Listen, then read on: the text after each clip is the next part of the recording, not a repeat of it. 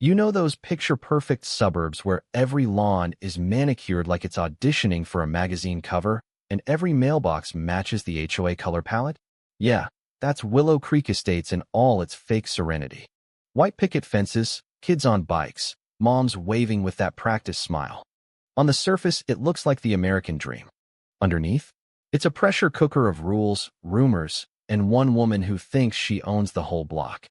Her name is Barbara Barb Kensington, and if there's one thing she loves more than her real estate commissions, it's reminding everyone she's HOA president. Enter Ryan Bennett. 41, ex-Army, recently divorced, raising his 13-year-old daughter Emma alone after his wife decided corporate life in Chicago sounded better than suburban dad life. Ryan turned the garage of 142 Maple Lane into a legit cybersecurity consulting studio. Monitors on the back wall, demo cameras, encryption gear, everything open to the street because his corporate clients love the transparency. No hidden back rooms, no shady vibes. Just honest work helping companies lock down their networks. He even let Emma do homework at the little desk by the mini fridge so she could see Dad hustling. At first, the neighbors thought it was cool. Look at Ryan, building something real, they'd say while walking their perfectly groomed golden retrievers. Barb, however, saw dollar signs and threats. One Tuesday morning, she showed up at his door in her pastel cardigan and pearl earrings, clipboard in hand, like she was the FBI. Ryan, honey, I noticed quite a few vehicles pulling in lately. HOA rules are very clear. Home businesses can't generate excessive traffic. She smiled that tight little smile that never reached her eyes. Ryan stayed polite. Barb, it's 3 clients a week. All scheduled. No signs, no employees, just me and my laptop. She tapped the clipboard. Still, the grass by your driveway is half an inch over code. And that open garage door? It looks commercial. She slapped a $150 fine on his porch like it was a parking ticket from hell. He paid it. Quietly. Because that's what Ryan did. Kept his head down, collected receipts, installed his own security cameras for client demos that just happened to point across the street toward Barb's house. Emma watched from the garage, eyes wide. Dad, why is Mrs. Kensington always staring? Ryan just ruffled her hair. Some people like to control things they don't understand, kiddo. The fines kept coming. Unapproved business signage, there was none. Excessive lighting, from the monitors visible at dusk. One day she cited him for visual clutter because Emma left her bike in the driveway for 20 minutes. Each time Ryan smiled, nodded, paid, and quietly filmed her walking past his house 6 times a day with her little notebook and phone camera. Neighbors started whispering. Mrs. Patel next door pulled Ryan aside at the mailbox. She's telling everyone you're running some kind of operation. Said the men in suits looked suspicious. Ryan laughed it off, but inside he felt the slow burn. Emma's school friends stopped coming over because their moms heard rumors. His ex called from Chicago. Ryan, if this affects custody, he hung up and stared at the garage he'd poured 6 months of savings into. Meanwhile, Barb's morning walks became performances. She'd pause across the street, pretend to tie her shoe while snapping photos of Ryan handing folders to clients. From her angle, the thick reports and digital signatures looked like drug deals. The tactical bags his law enforcement clients brought for training demos? Clearly weapons. She started calling other board members. I'm protecting property values, people. Someone has to. Ryan watched it all on his monitors. He didn't yell. He didn't fight back yet. He just waited, heart pounding every time Emma asked why Mrs. Kensington hated them. The tension was thick enough to choke on. You could feel it in the air like the first rumble before a summer storm. Something ugly was coming, and the whole block knew it. Weeks blurred into a nightmare of surveillance. Barb timed her walks to Ryan's client's schedule like she'd memorized it. Every Tuesday at 9:15 sharp, Detective Marcus Rivera pulled up in his black pickup. From Barb's kitchen window, it looked like a drop-off. Marcus would review vulnerability reports, sign agreements, and test encryption gear, normal stuff for a guy who trained corporate security teams. To Barb, it screamed cartel. She cornered Mrs. Patel at the community pool. You've seen those men, right? Folders changing hands. Serious faces. I'm telling you, it's not consulting. Mrs. Patel shifted uncomfortably.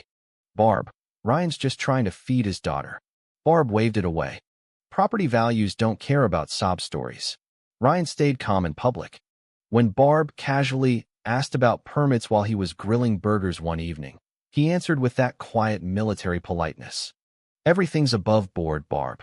Open door policy. Clients like seeing the work. She smirked. Open door or open operation? Big difference. Inside, Ryan was boiling. He reviewed his hidden footage nightly after Emma went to bed. There was Barb, 3 nights ago, actually stepping onto his driveway after dark, shining a flashlight into the garage. That was trespassing. But he held it. He needed more. The real twist hit one humid Thursday night. Ryan was testing a new camera system for a client when the feed from the backyard neighbor's property glitched. He zoomed in, Barb's basement. Lights on at 11 p.m., suitcases rolling, strangers handing cash. She was running an illegal short-term rental, exactly the kind of commercial activity she'd find him for. HOA rules she herself wrote banned it. Ryan saved the clip, heart racing. Finally, leverage. He didn't storm over. He waited. The next HOA meeting, he brought printed stills, blurred enough to be legal, but clear enough to scare her. When Barb tried to shut him down, he slid the photos across the table. Funny how rules only apply to some people, Barb. The room went dead silent. She turned beet red. Those are my guests. Family. Ryan just smiled. Family that pays nightly rates? Interesting. She stormed out. But instead of backing off, she doubled down. Rumors went nuclear. Ryan's clients are armed. Emma's not safe. Parents stopped letting kids play near the garage. Ryan's biggest corporate client almost pulled out after Barb helpfully called them pretending to be a concerned neighbor. Emma cried in the garage one night. Dad, everyone thinks we're bad people. Ryan hugged her tight. We're not. And soon everyone's gonna see it. He was already planning the client appreciation barbecue for Friday. Families invited, kids welcome, open garage as always. He printed the invites and dropped them in mailboxes. Barb got one too. She smiled like a shark when she read it. Garage party? Perfect. You could feel the storm building. Ryan kept smiling for Emma, but every night he checked his cameras and the folder labeled Barb's greatest hits.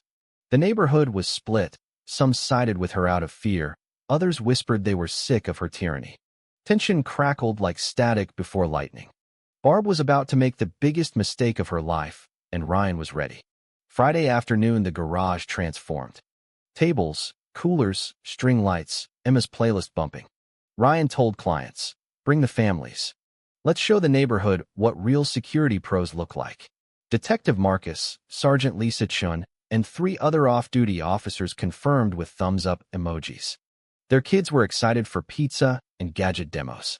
Across the street, Barb watched from her living room window like a hawk with binoculars. She saw the coolers, the kids' bikes, the men carrying what looked like packages. In her mind, it was a distribution hub. She called her best friend on the HOA board. This ends tonight. I'm protecting us all. Ryan felt the stares, but kept grilling. Emma ran around with Marcus's daughter, laughing while they tested toy drones. The open garage let everyone see everything. No secrets, just normal people enjoying a summer evening. At 7:15, the first families arrived. Barb's notepad filled with timestamps. Coordinated arrival. Multiple mails. Cash exchanging hands for pizza, yeah right. She paced her driveway, phone in hand, rehearsing her 911 script. Ryan spotted her silhouette and waved cheerfully. Barb, come grab a plate. She sneered and turned away. Inside the garage, the vibe was pure gold. Marcus showed Emma how real K9 units work with a stuffed toy. Lisa explained encryption to a group of dads while kids played with non-lethal demo gear. Laughter echoed. Ryan felt the weight lift for the first time in weeks. Emma was glowing, finally normal again. Then Barb made the call.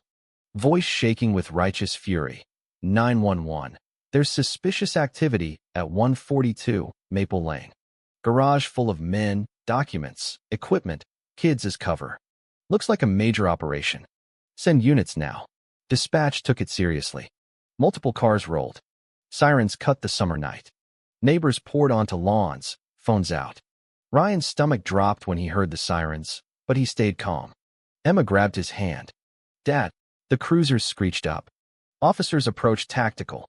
Barb stepped forward like a hero. I'm the one who called. HOA president. I've been documenting for weeks. This is criminal. She thrust her folder at the lead officer. Ryan stepped out, hands visible. Officers, everything's open. Just a family barbecue. The lead cop, Officer Williams, shined his light into the garage. Then he froze. Martinez? Chin. What the hell? Marcus raised his soda. Hey, Sarge. Pizza's still hot. The entire scene flipped in 3 seconds. Williams recognized every adult in the garage, colleagues from narcotics, K-9, and training divisions. The suspicious packages were pizza boxes. The documents were kids' drawings and service agreements. The tactical gear was demo equipment these officers used daily at work. Barb's face drained of color. No, you don't understand. The folders, the men, Williams cut her off politely, but ice cold. Ma'am, these are off-duty officers and their families. This is a cookout. He turned to Ryan. Sorry for the disturbance, Mr. Bennett. Looks like a false report. The neighborhood watched in stunned silence. Phones recorded everything. Emma hugged her dad while the cops laughed and shook hands. Barb stood frozen, clipboard trembling. Williams took her statement anyway. You documented weeks of suspicious activity that turned out to be police officers consulting on security? He flipped through her photos. Every image now laughably innocent. That's a $750 false report citation plus possible civil exposure. Barb sputtered. I was protecting property values. Someone had to watch. Ryan finally spoke, voice steady but carrying steel. He pulled out his phone and played the clip of her illegal basement rental. Funny thing about watching, Barb. I watched too. HOA rules you wrote yourself? No short-term rentals. Those family guests have been paying nightly for months. He turned the screen so the officers and neighbors could see. Gasps rippled. Mrs. Patel whispered. She fined Ryan for the same thing she's doing? Barb's empire cracked right there under the flashing lights. The board members who'd arrived to support her suddenly backed away. One muttered, We need an emergency meeting. The cops wrapped up paperwork, handed Barb her citation, and joined the party. Marcus clapped Ryan on the back. Man, we owe you pizza for life. Kids went back to playing. Sirens faded. But the damage to Barb was permanent. Neighbors who'd feared her for years now openly stared. All that harassment over cops having pizza? The satire wrote itself. The woman who weaponized rules got crushed by the very system she worshipped. By Monday, the board voted Barb out 7-0. Her real estate listings tanked. Clients didn't want to be associated with the crazy HOA Karen who called SWAT on actual cops. She tried one last power play at the next meeting, but Ryan showed up with Emma, the full video evidence, and a stack of his own fines. The room erupted in applause when he calmly said, Rules should apply to everyone, Barb. Or none of us. She resigned on the spot, face burning. The new president, a retired teacher who actually liked people, waived every fine Ryan had paid and apologized publicly. The neighborhood changed overnight. Monthly garage BBQs became block tradition. Emma's friends came back. Ryan's business exploded. Cops referred clients. Corporate execs loved the transparent consultant who survived the HOA apocalypse. Barb sold her house 6 months later and moved to a condo downtown. Last anyone heard, she was consulting on neighborhood watches somewhere else. The irony? Her new building has an HOA stricter than Willow Creek's ever was. Ryan still keeps the garage door open. Every time a new family moves in, he tells them the story with a grin. Welcome to the block. Just remember, don't be a Barb. Emma laughs every time. And the whole neighborhood still chuckles about the night the Karen called the cops on the cops. Justice didn't just win. It showed up with flashing lights, pizza, and a mic drop video that will live in Willow Creek legend forever. Moral of the story? In these perfect little suburbs, the real criminals are usually the ones with the clipboards. Stay patient, keep your cameras rolling, and when the Karen finally swings, make sure the whole block is watching. Because the sweetest revenge isn't loud, it's quiet, documented, and delivered under bright suburban sunshine while everyone eats pizza. End of story.